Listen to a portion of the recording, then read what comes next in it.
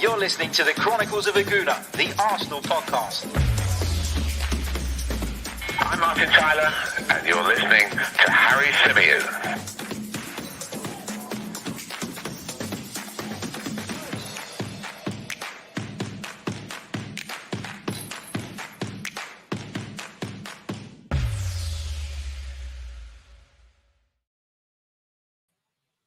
Hello, good morning, and welcome back to another live edition of the Chronicles of a Gooner. It's the morning after the night before. Arsenal got off to the most disappointing of starts. Really poor performance, poor display, and a poor result at Brentford. The Gunners beaten by 2-0. Thomas Frank's side getting the upper hand on us, putting us to the sword in their first ever game in the Premier League.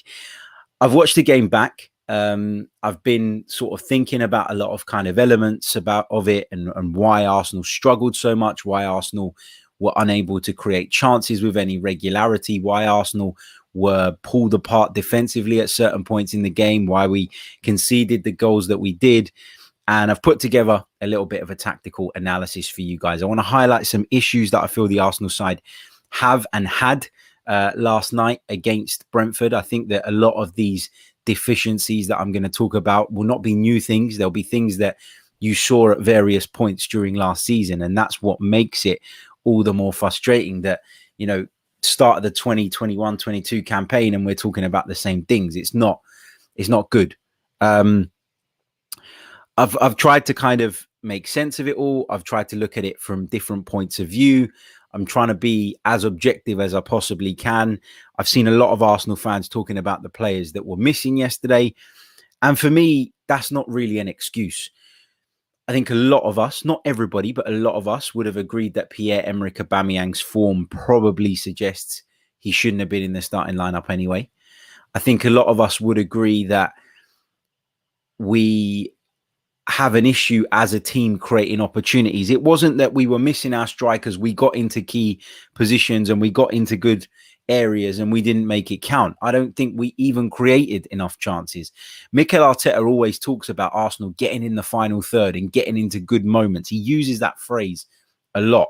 And it's a really frustrating thing that he does because ultimately it doesn't matter how high you get up the pitch. If you've got nearly zero chance of scoring a goal, then your opponent will happily let you do that. I talked yesterday in the post-match reaction show about how much space Arsenal seem to create in the wide areas, but that Brentford and any other opponent we seem to come across are actually happy for us to do that because they trust in their ability to defend whatever cross is going to come off the back of it, whatever pass is going to come in field. And I can think of one time yesterday, maybe two, when Arsenal got down the left-hand side, pulled the ball back and made something happen. There was that moment in the first half where Balogun took a bit of a heavy touch as he tried to turn after the ball was played in, I think, from Tierney.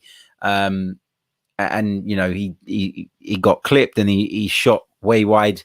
And then there was another moment, wasn't there, in the second half towards the end of the game, we were already 2-0 down when the ball was cut back to Nicola Pepe. And I've got some screenshots and I've got the tactics board out and we're going to run through a lot of this stuff during this episode of the podcast. Want to just quickly remind you before I do that, because I want to get right into it. And once I do, I might forget. Just want to remind you that this podcast is brought to you by manscaped.com. So for all your male grooming needs, head over to manscaped.com, use our discount code, which is 90min20, and you'll get yourself 20% off of your total order as well as free shipping.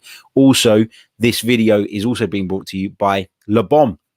The Le Bon app is back for the new season. It's a fantastic app. It's a game in which you can predict the Premier League scores every weekend and take on your friends.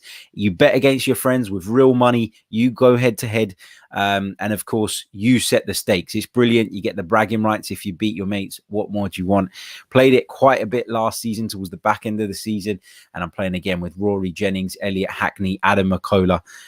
So plenty of competition. Lawrence Boovy's in there as well. So yeah, going to be a great season on Le Bon. Again, make sure you download the app if you haven't already. If you do want to play this weekend, you must sign up and you must set your game up by 12:30 today. That is the deadline, 12:30 Saturday. If not, if you don't make that, you can play next week, of course.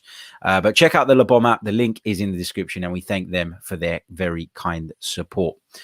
Right, so let's get into some of the issues that I thought Arsenal had yesterday. And I want to start with the defensive issues because there were a fair few.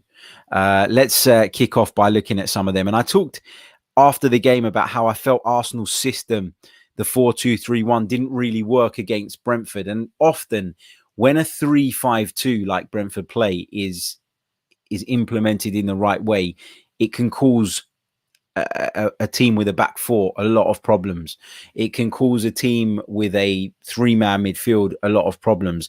And I think for Arsenal, you saw that yesterday. Now, am I saying that Mikel Arteta should have completely scrapped his game plan or scrapped his system in order to kind of accommodate for Brentford? No, I'm not saying that, because I think for me, Arsenal should be at a level whereby they're not worrying about Brentford, with all due respect to them, and they should have their way of playing, and they should be able to go and play that way and impose themselves on their opponents. But what I would say is that Mikel Arteta at a certain point surely had to realize that this was causing us problems, that we weren't able to cope with, in particular, Brentford's decision, or well, it's not a decision that they made based on this game, it's Brentford's tendency to play with two strikers. Arsenal didn't adapt to deal with that, and Arsenal quite simply couldn't live with that. And I'm going to share with you guys that are watching on YouTube some screenshots from the game. If you're listening via the audio, don't worry, I'll explain them as well. And I'm going to start off with this one. There's a long ball come forward for Brentford, and you can see that both Ben White and Pablo Mari are occupied by Ivan Toney and Bryan Mbeumo.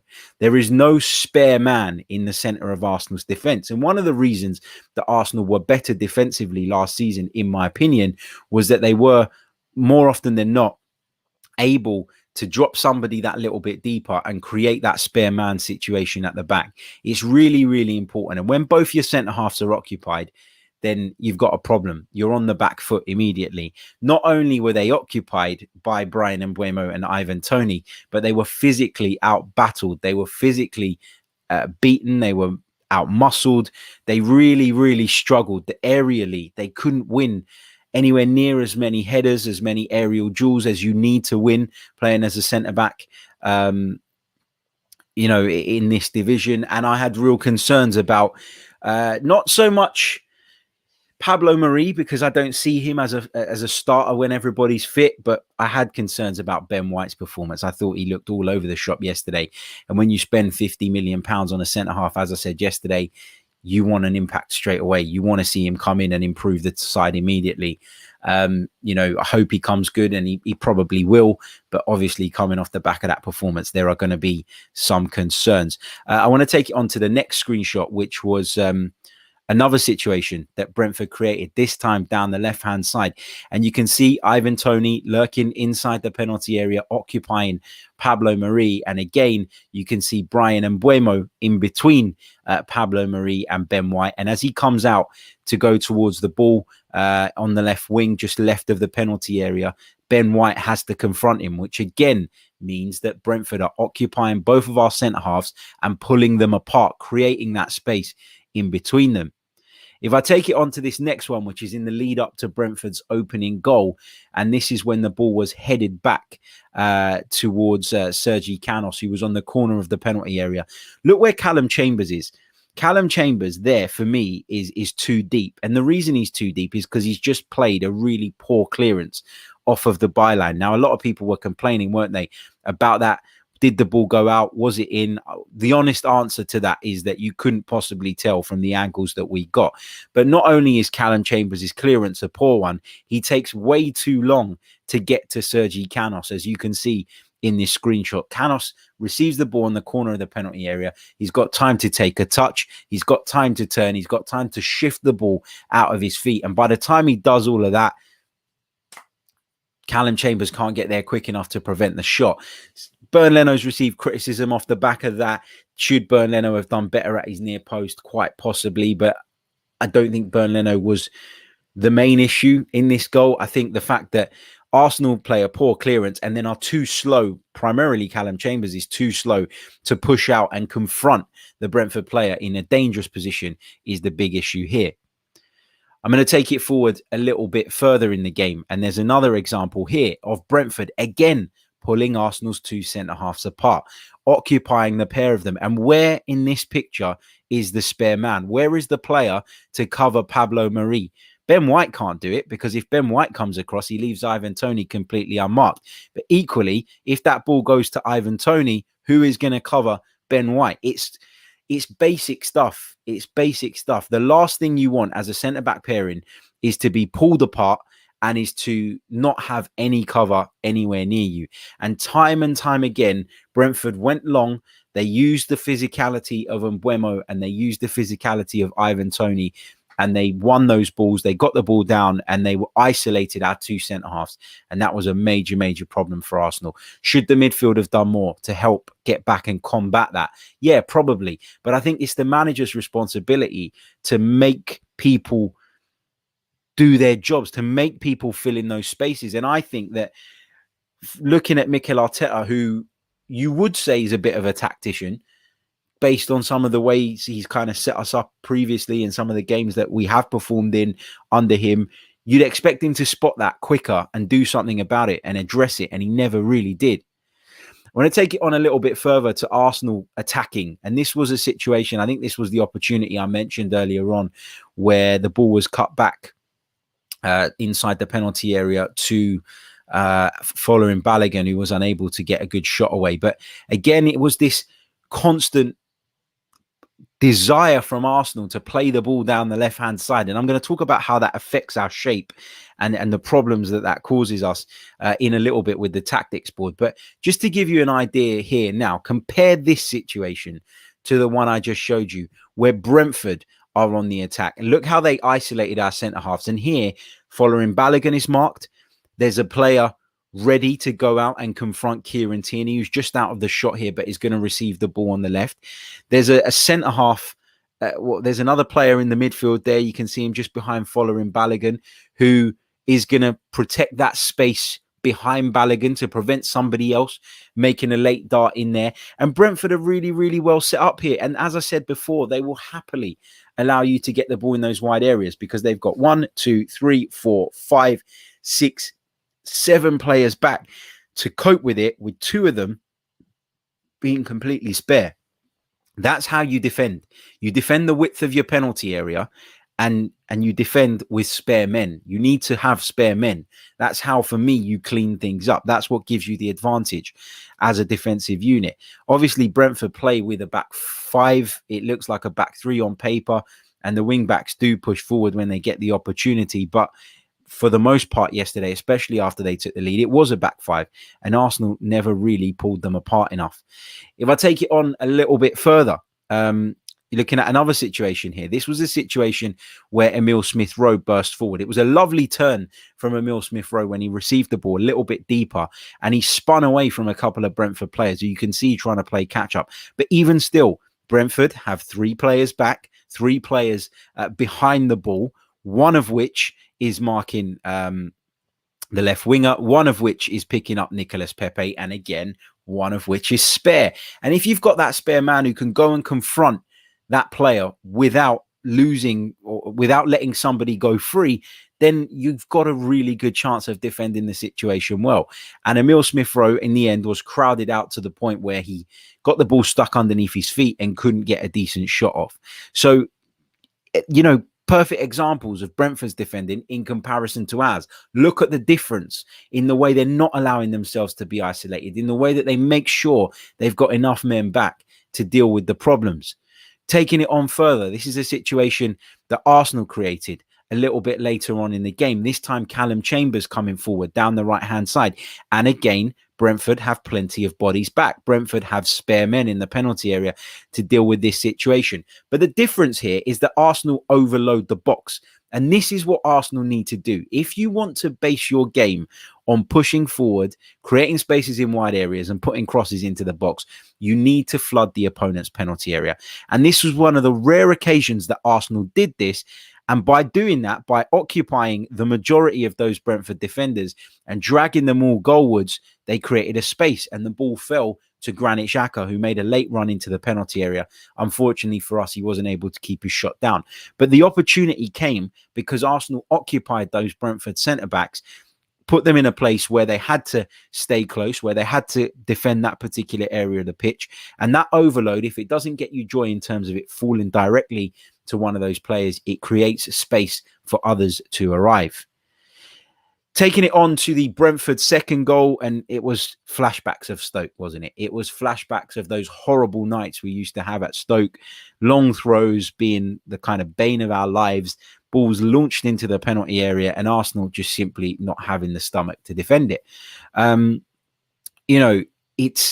It's really frustrating, and I think that Bernd Leno probably should do better here. I think that Jens Lehmann doesn't allow this to happen to him. Jens Lehmann doesn't get bullied by a centre-half in that way. But even still, you can see in this shot that I'm showing you now, the ball is in the 6-yard box. It's in the air. It's inside the 6-yard box. Ben White is there. Does he show enough desire? Does he show enough power, enough dominance, enough presence? Does he leap up and head that ball clear? No, he doesn't. Does Kieran Tierney react quick enough?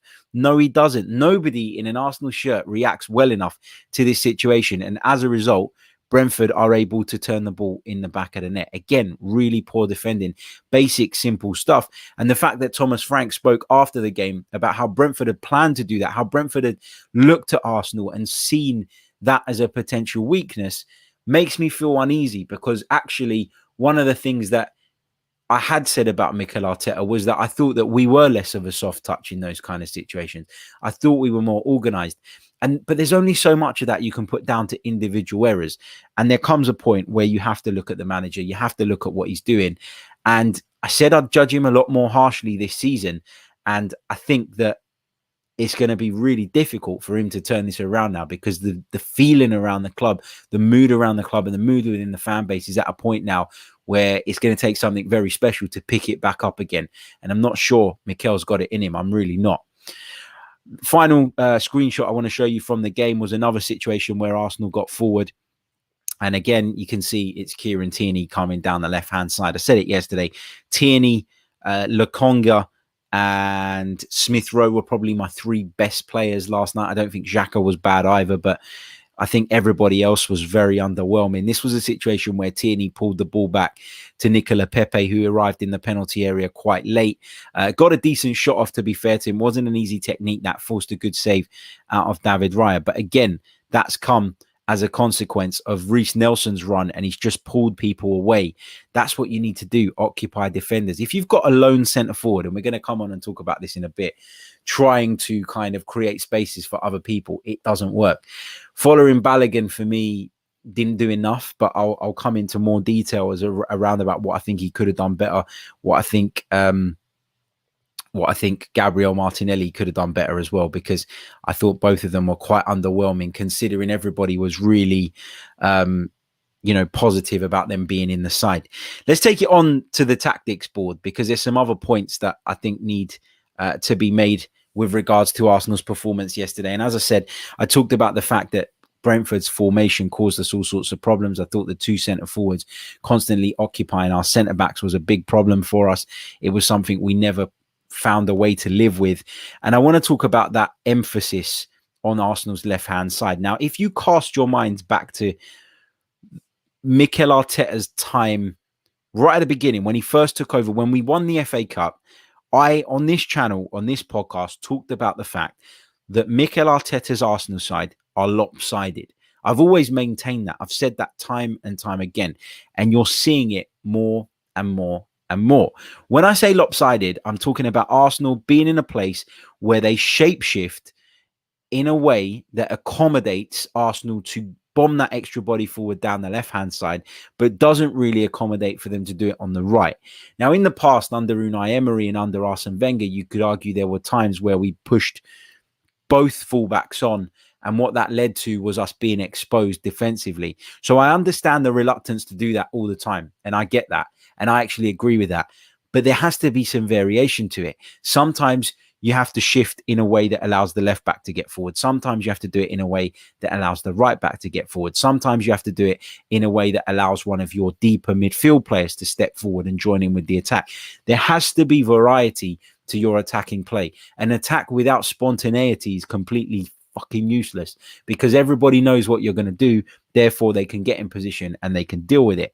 Now, Arsenal's shape yesterday, Balogun was obviously hanging around in between the two centre-halves, as you'd expect your centre-forward to do. Lokonga and Xhaka were noticeably higher up the pitch than they probably would have been last season. But that created a bit of a gap between our back four and the midfield. And that was the gap that Ivan Toney and Brian Mbeumo were exposing. They were able to then get into the faces of Pablo Mari and Ben White without the midfield being able to provide that screen. So the higher press, and it wasn't a completely high press, but the higher press than what we normally see from Arsenal, or what we saw from Arsenal last season, actually caused us some problems yesterday. Kieran Tierney, as we talk about all the time, is in a place where he is given that license to bomb forward, and he does that so frequently. Arsenal's defense shifts over as a result, becomes a bit of a back three. And you see Arsenal like this quite a bit when in possession. Xhaka drops that little bit deeper when we're really pushing forward. Lokonga holds that midfield. Xhaka will tuck into this kind of area. And Martinelli, for me, is pushed into an area here from the inside left, which I think is a dead area. It's a dead area. We talk about half spaces, and we actually see a lot of teams in Europe that expose those half spaces really, really well. But we criticize Pierre-Emerick Aubameyang quite a bit, and we talk about how it doesn't really work for him coming in off of that position. And the reason it doesn't work for Aubameyang and the reason it doesn't work for Martinelli, and yesterday was the proof in the pudding that it doesn't really matter who plays there, the same issue arises, is because you're pushing them into a congested area. You're pushing the player into what I think, especially when you're playing against a back three with three centre-halves, is a dead space. It's a dead part of the pitch. Gabriel Martinelli doesn't want to receive the ball here where he's got centre backs all over him. You know, he doesn't want that. Why would he? You know, it's a back five. Sorry, I always mess up using this thing. It's a back five that Brentford are playing with at this point. Yeah. It's a back five, and Gabriel Martinelli doesn't want to be in a position where he's within reach of the fullback, but also got a centre-half specifically allocated to stop him progressing. That's not to mention Brentford's three midfield players who did chip in defensively and provide that screen. Why would Martinelli want to receive the ball there? He doesn't want to. Martinelli wants to receive the ball right on the touchline, have the space and time to get it under control, because very rarely do you see defenders pushing right out to the touchline. They normally let you have it there and look to defend the width of their penalty area. But once he's got the ball under his spell, once he's got the ball under control, you want to see Martinelli driving into these areas. You don't want that to be his starting position. But with Arsenal being so keen every single time to push Kieran Tierney up and use Kieran Tierney as that extra man and use him as the guy who's going to put the cross in, the guy who's potentially going to unlock the defense, you're essentially making Gabriel Martinelli or whoever plays on the left wing redundant. There has to be some more variety to Arsenal's play, and we're just not seeing it. We are simply not seeing it. If I go back to Arsenal's kind of default formation and we put everybody back into position just quickly, we can talk about playing out from the back, which is another big problem under Mikel Arteta. At times, we've seen it work to our benefit. At times, we've seen Arsenal be able to draw opponents out and create space in behind as a result of that. We saw it in that really positive FA Cup run, didn't we? A few years back. And it was great. But it's something that we're really, really not doing well enough at the moment. I think I might have put an extra Brentford player on here. Have I? 3-5-3-2. Yeah, I got an extra Brentford body in there. Let's get rid of him. So yeah, look, you're trying to play out from the back, and the idea of it, in theory, I understand, but you have to have press-resistant players to do that. And do you look at Callum Chambers as someone you think is particularly press-resistant? Do you think that Pablo Mari is particularly press-resistant? I don't think they are.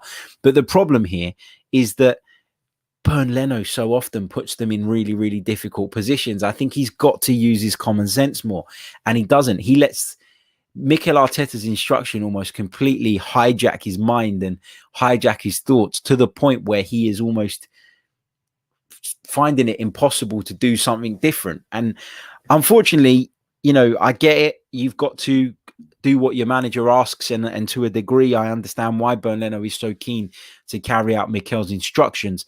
But there are points where you are clearly putting us into trouble. There are points where you're clearly putting us in danger. And what frustrates me the most about this playing out from the back stuff is when you see this occur, when you see Pablo Mari drop deep, when you see Ben White drop deep, almost square of Bernd Leno, you see the fullbacks, Kieran Tierney in this case. Whoops, what have I done there? I've made Kieran Tierney disappear from the tactics board. We'll have him back. There we go. Thank you very much. What you're doing essentially by pushing those guys up, you're asking them to push up and you're asking them to occupy further up the pitch. But Brentford with two strikers, they got the ability to pressure here. And what you're doing is your midfield, if they drop into these areas, Brentford have the players to go with them and cause them problems and flood you out. And what you've got is a situation where you're giving the ball to your two centre-halves at times inside their own penalty area, and you're asking them to pick out a brilliant pass. And more often than not, they won't be able to do that because they're in trouble. They're struggling. They're under pressure, and it becomes safety first. And what happens as a result of that is you see them play a long ball out of the defense, whether it's Pablo Mari or Ben White, whoever it is, the long ball goes forward towards Fowler and Balogun. That's what constantly occurred last night. And there were the big three centre-halves to eat it up all day. That's what they want. They don't want Fowler and Balogun with the ball at his feet turning and running at them. But they'll happily, all day long, take long direct balls up towards a striker that has, unfortunately, no chance of winning them. Now, do I blame Balogun for that? Absolutely not. To a degree, do I even blame Pablo Mari and Ben White for that? No, because I feel like they're put in that situation. I feel like they're put in a situation where they are constantly under pressure. The goalkeeper's constantly under pressure. You could see it very early on in the game. There were moments, there were scenarios where Pablo Mari, for example, I think he lost his temper, didn't he, with Bernd Leno because of a pass that he gave him. Having that uncertainty and people having a go at each other and that disconnect between your goalkeeper and your centre-back so early on in the game is a clear sign that things are not working, that things are going wrong. And we need to adapt it. We need to change it. Mikel Arteta might, in an ideal world, want to play this way, but it ain't flipping working. It isn't working. So you've got to change it. You've got to do something else. You've got to add some variety to your game, and we're just simply not doing that. The other frustrating thing about this whole playing out from the back stuff is that when you pull your two centre-halves in the way that he does with Pablo Mari and Ben White, you give them the ball, and then more often than not, they're going to launch it long, or it's going to go back to the goalkeeper who's going to launch it long. And what you've done is you've then put yourselves in a position where once you do play it long, your defenders are having to sprint out to get up the pitch and not play your opponents onside. Therefore, you might as well just set up to go long in the first place, because I can think of only a handful of times in the last, 10 competitive games where we actually did drag someone out. We did manage to bypass the press, and we did manage to create something off the back of it. There's not just one way of playing against Mikel Arteta's Arsenal side right now and being effective. There are now two ways. Because if you sit off of us and you defend deep, we don't have the guile and the creativity to break you down. But equally, if you press us high up the pitch, we don't have the class and the quality to play our way out and to play past your press. So either way, Mikel Arteta's side are struggling. And that is the big concern for me. You're looking at this team and you're wondering what it is that they can do better, what it is they can change. And ultimately, the fact that we're playing two ways and neither are working, the fact that we're trying to sometimes play out from the back against opponents with a high press and not managing that, but equally when teams sit back, against us and we can't, and we do push the centre backs up, we still can't find a way of breaking them down. It's a real problem. It's a real problem. It's a real worry. It's a real concern. And we can talk about players missing, and we can talk about players missing chances, and we can talk about a ton of different things. But ultimately, for me, there's a lot of tactical issues when it comes to this side. Just to recap, before I take some of your questions in the live chat, feel free to start dropping them in the chat box now. Pop a little cue at the start. To summarize, we're too one-dimensional in attack. We've only got one plan. We've only got one idea. And that one idea is to release Kieran Tierney down the left-hand side and get him to cut balls back into the penalty area, which our opponents are absolutely loving. Why? Because they're dominating us in the penalty area. They're physically stronger. They've got spare men all the time. And it's a big, big problem. Our defense struggled to cope with two centre forwards. I'm not sure that I would have pre-game switched the formation. I think it's very easy in hindsight to say that a back three would have suited us better yesterday. But I think having seen that 20 minutes or so into the game, Mikel Arteta's got a responsibility to address that, to do something that mitigates that problem at least a little bit. I think Brentford showed us how to defend yesterday, always having a spare man, always making it difficult for us. And you know, I think playing out from the back is a real problem for us. I think the goalkeeper's a problem. I don't think he does that anywhere near well enough. I don't think he breeds confidence to the rest of the defence.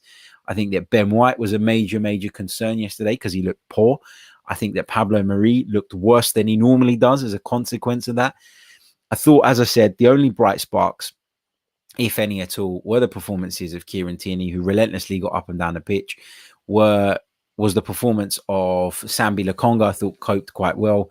It was a bit of a baptism of fire for him, but I think he did okay. Emile Smith-Rowe did okay as well, but still needs to add that final pass or that shot or that goal threat that he's missing in that final third for me.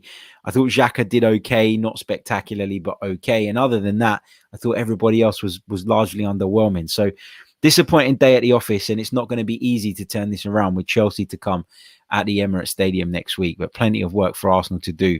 And Mikel Arteta is under pressure. There's no doubt about it. Hope you guys enjoyed the tactical analysis of the game. Tried to pick out some key points for you. Tried to show you them with some visuals as well for those of you on the YouTube channel. If I haven't explained it well enough in just audio, then guys, if you are listening via the audio platform, feel free to head over to the YouTube channel and check it out. Right, let's take some of your questions from the live chat box. But before I do that, just a quick reminder for you guys to make sure that you have hit that like button. It really does help the channel. It really helps get the video in front of more people. If you're listening via the audio, please do leave us a review. That is equally important as well. Just a quick little plug for an interview I did with Joleon Lescott, former Man City, Villa, Wolves, Everton and England man. Joleon Lescott joined me for a quick chat on Thursday, I think it was. Was it Thursday? Yeah, Thursday. We released that this morning. I'd appreciate it if you'd give it a bit of love. Get over there, hit the like button, leave a comment. Let me know what you thought of it. We are going to be bringing you more Premier League related content, but I also recognize that the majority of you are here for Arsenal stuff. And so I don't expect those videos to do as good as the other ones do. But if you could show it some love, I'd really appreciate it. Right, let's take some of your questions now from the live chat box. Here we go. Victor says, hi Harry, do you think Oba and Laka are ill, or is it mutiny on their side? Remember, we rarely see Oba in the box and Laka is rarely close to Oba. Under Emery, they scored a bundle.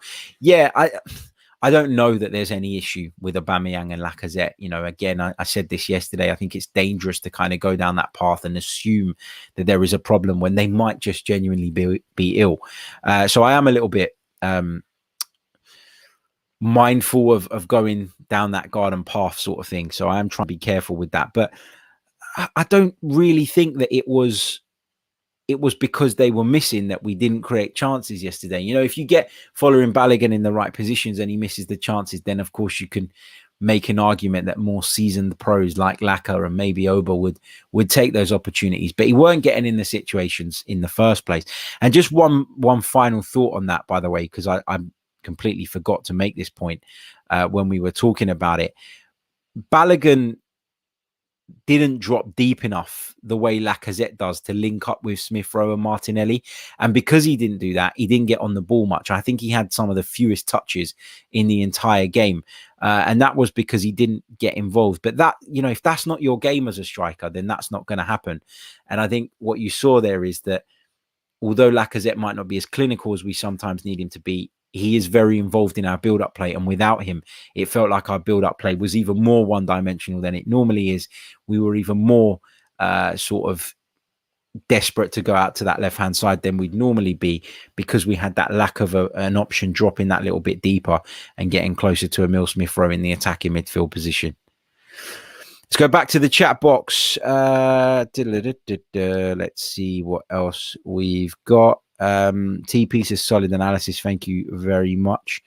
Andre Johansson says, do you think Arteta is gone if we're on 0 points after 4 games?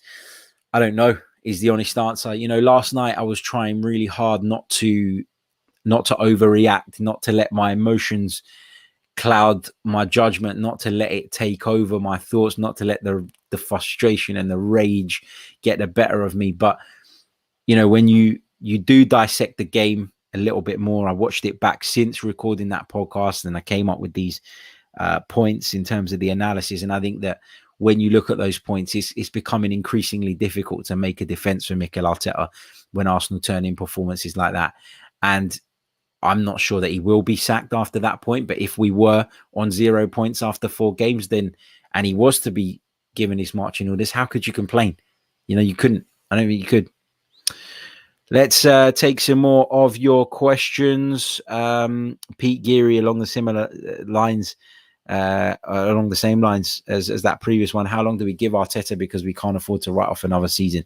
Completely agree. You know, I think 10 games might be too long in the sense of the context of our season, but I do think that the club will wait until that kind of point before they make a decision. Look, I've said that I wouldn't sack him after 3 or 4 weeks because I think that's harsh. But if you continue to see the same problems and they're not being addressed, then it's very hard, as I say, to make that case that he should stay much longer. Let's take some more of your comments. Kilo One Up says, you said Xhaka did okay. What exactly did he do? Because I can't exactly tell, because I can tell exactly what he didn't do. I'm not really sure what people think Granit Xhaka did majorly wrong yesterday. He's obviously been instructed to push that bit higher up the pitch as part of this more aggressive Arsenal. And I think that exposes him. We talked about it many times during last season. The reason Granit Xhaka looked better than he had done in previous years was because he was being deployed in a way that allowed his shortcomings to be covered up. And in this case, yesterday, you saw Granit Xhaka having to push that little bit further up because it was part of the ploy, part of the plan, not being able to provide that defensive screen to the centre-backs because of this slightly differing role, which you got to pin on Mikel Arteta. And I thought that's why at times he didn't look very good, but I don't think he looked poor. I don't think he gave the ball away too frequently. I don't think he was the issue. When he received the ball, it was very simple. It was get the ball, play it out to the left for Kieran Tierney. We saw that happen time and time again. I never said he had a great game, but I don't think he was the issues today. I don't think that was our biggest problem. Al R says, do you think Odegaard changes anything tactically for us? Yeah, I do. I think that Odegaard is a player who is more willing to sit in that central attacking midfield position than Emile Smith-Rowe is. I think Emile Smith-Rowe is a bit of a drifter, and that's not a bad thing. You know, it's why he is so difficult to keep tabs on as an opponent. But I do think Odegaard showed during his spell at Arsenal that he's more willing to sit in those central areas and, if not impact the game himself, at least occupy opponents and create spaces for others. I do think tactically he gives us something slightly different to Emile Smith-Rowe in that sense. What else have we got? Stephen Andrews, 0 points at the end of August. Do you get rid or do you give it more time? Look, a lot of people are going down that route. A lot of people are looking at what might happen if Arsenal end up with 0 points. And look, as I said yesterday, despite my frustration, anger, disappointment, all of that, if he goes and beats Chelsea on Sunday, which I don't think is going to happen, but it's football, nothing is impossible, then all of a sudden Arsenal have 3 points from their opening 2 games. And if I'd have told you we were going to beat Brentford and lose to Chelsea, you'd have probably been not pleased with it, but content with it. So football can change very, very quickly. And I don't want to go down this garden path of what if this and what if that. Look, we got to take each game as it comes. We've got to make those assessments based on each game. And if we see that the same issues, if I'm sitting here next Monday morning talking about the exact same problems from a tactical perspective, then you've got to look at Mikel Arteta. And I think only then can you make those judgments. I don't want to say it's got to be X amount of points by this particular point, because if we get beaten 1-0 by Chelsea, but we play much better, we don't make the same tactical mistakes that we did today, and we do put in a really good performance, then that buys him back a little bit of credit with some of us anyway. That's the point. You've got to judge it game by game at this moment in time. I think the situation with Arteta is too precarious for him to be given 10 games, 15 games. But equally, it's just a game into the season, and I don't think you can say after 3 games that he should definitely be sacked if we don't do this or if we don't do that. It's all ifs and buts for me at the moment. There will come a point where I will feel that if things don't improve, that the time is now for him to go, but not at that point after 1 game, I've got to say. Lewis Cooper says, Harry, are you concerned with how we coped with a high press? If we can handle this high press against Brentford, then I really fear Man City and Liverpool. I'm massively concerned with the way we cope with the high press. For me, that was one of the biggest worries. It was a worry at times last season. There were other times where we coped with it quite well. There were other times where we came against opponents who, as I said, parked the bus and it wasn't that much of an issue. But you're going to get this in the Premier League. There are crowds back. And you're probably thinking, why is he talking about crowds and the high press? But I do think with a crowd behind you, you're more likely to go in and press an opponent with that little bit more, 5-10% more aggression than you would in an empty stadium where everything's a bit dull and everything's a bit flat. So I do think that that is going to be a bigger problem for us this season than maybe it was last season. Got to improve. Sam, one of our members, says, don't you think we would be better going to a back 3 at the back with wing backs and Katie? We can get Kieran Tierney further up the pitch, and Oba Martinelli can play as an inside forward rather than as a winger. Yeah, quite possibly. Hindsight is a wonderful thing, and I actually think yesterday, having watched the game back, I'm not going to claim that I said this, during the game or before the game started. I'm not going to claim that at all. But having watched it back with a cooler head and been putting notes together to kind of provide this analysis, I do feel as though the back 3 would have served us better yesterday. I also think when you look at our personnel, maybe we're a bit more suited to it. Maybe we're better off with Kieran Tierney playing as a left centre back, where he can step up the field a little bit, but also tuck in and help the centre backs. Maybe Ben White. Well, no, definitely Ben White is more used to that system, and I think he looks better in that system. I think that we would benefit from whoever it is that's playing on that left wing, either playing as an out-and-out centre forward or having the license to go and occupy or accommodate that left wing and drifting in from there rather than being pushed inside all the time into traffic, which I think is what's happening with whoever plays in that position at the moment. I think there are lots and lots of issues, and there's a case to be made for that. I wouldn't even mind seeing Nuno Tavares given a run out on that left wing back position. Yeah, good point. Big hello to Pax Lucas. He says, Harry, greetings from Rwanda. Do you think we've got a chance of finishing the next 2 games with anything? We've got a chance because it's football and there's always a chance, but I'm not very confident to answer your question. Not at all. What else have we got? Stephen Foote says, hi, Harry. Do you think Willian was to blame? Tongue firmly in cheek. People will try and blame Willian somehow, won't they? Strange to see that he wasn't involved at all.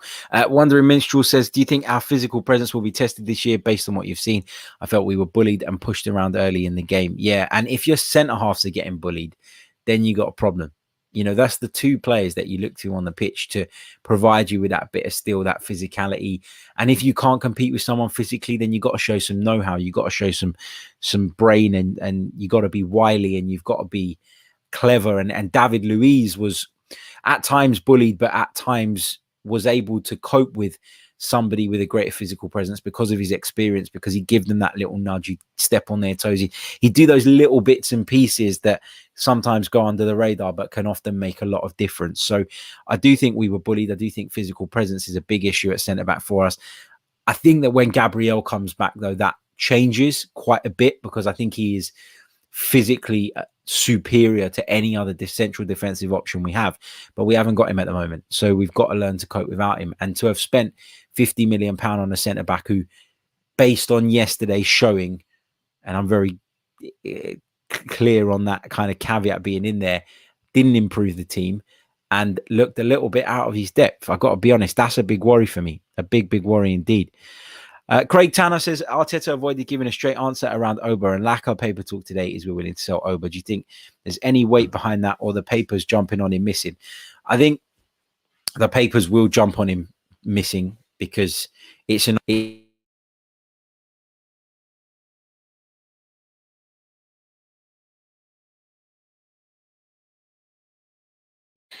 Apologies there. Don't know. My mic decided to play up again. Hold on a second. We've had this a few times over the last couple of days. Apologies to all our live viewers. I don't know what the hell is going on. We've got some sound anyway at the moment. Hopefully I can get it back to the proper mic as soon as possible, because it is, of course, better quality. But yeah, just going back on that point, I do think that, you know, you're right in that the papers are probably jumping on the story. They do that. They get an opportunity. The opportunity presents itself, and they will do their utmost, won't they, to make something out of it. I don't know that there's something to it. You know, I don't know that there's a big issue there, that we are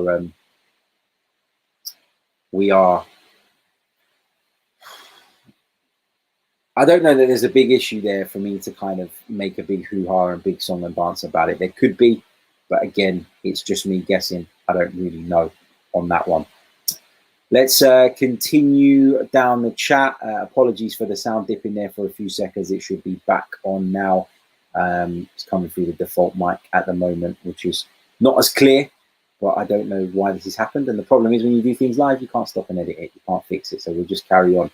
Just give me a thumbs up at the moment if you can hear everything loud and clear. I can see the audio coming through at this end, so it should be fine. Right, let's take this one from Russ Morgan. What did you think of Sky's coverage? They didn't cover any of the incidents leading up to either of the goals. I thought it was a little bit biased. I thought it was a little bit geared in Brentford's favour, but equally, Brentford were the big story. Brentford were the side that had come up to the Premier League for the first time in their history. Were playing top flight football for the first time since 1947. Arsenal are the side who were expected to go out, perform and win the game. Arsenal were the side who were under pressure last night. And Sky, like any broadcasting company that were covering the game, were always going to jump on Arsenal if it didn't work. They were always going to go heavy on their praise for Brentford. That was always going to be the case. You know, I don't really take issue with that. It was a little bit biased, but I think, as I say, Brentford were the big story yesterday, weren't they? Big thank you to Victor for your very, very kind super chat donation, mate. Really, really appreciate that. Thank you so much for your support. Really, really appreciate it. Means the world to me. So thank you once again. Right, I think we are going to leave it there for our tactical analysis show. Once again, apologies for the audio issues in the middle of the show. I'm not sure why this happens. It's happened to me a couple of times over the last few days, where the microphone is plugged into a USB extension, a splitter, and at certain points it just cuts off, and I don't know why. I even spent money to get a good quality splitter because I thought that that would make a difference, but obviously it's not. So I'm going to have to rethink that. And if anyone's got any ideas on how I can stop that happening, then please do let me know. I'd really, really love that. But yeah, is what it is. For the Arsenal, there we go. The mic's back. Fucking hell. Disappointing night for the Arsenal. Really, really frustrating. We've gone through the problems. We've gone through what wasn't good enough, what the solutions are. That is over to Mikel Arteta to come up with, because he's got a lot of work to do between now and that game against Chelsea next Sunday. Don't forget to hit the like button. Let's check in fact, where we are in terms of likes at the moment. Because as I always say, the likes really, really do help the channel. There's over 300 of you watching us right now across the multiple platforms. So thank you for that support. We've only got 73 likes on the board, though. Let's get that up to 100. Surely that will help. Please, surely that will help. Surely that's easy to do, given how many of you are watching. and we can get there sooner or later. So please do hit the like button, subscribe to the channel if you're new. If you want to become a member of the channel and support me to bring you more Arsenal content, you can do so by clicking on the link in the description. If you are a gold member or above, there is a bit of members exclusive content that dropped late last night, which was my player ratings following that game. And you'll be getting those going forward throughout the course of the season. Thank you all so much again for your support. I'll be back very, very soon with more Arsenal related content. Unless a big transfer story breaks, I think I'm going to take the rest of the day off. I need it. Cheers.